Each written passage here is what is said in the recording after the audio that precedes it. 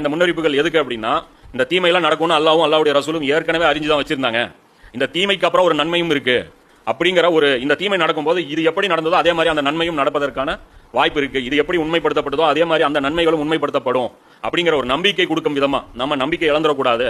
அல்லது ஒரு தற்கொலை நோக்கியோ அதாவது விரக்தி நிலைக்கு போய் அதாவது டோட்டலா வந்து பாத்தீங்கன்னா என்னத்த போய் இவ்வளவு தப்பு நடக்குது எல்லாம் பார்த்துட்டு தான் இருக்கிறாங்கிற மாதிரி எல்லாம் வந்து காப்பாற்ற வரலையே, அது பலவீனர்களுடைய துவாவுக்கும் அல்லாவுக்கும் திரையில்லைங்கிறாங்க. காதால எத்தனை பேர் பாதிக்கப்படுறாங்க.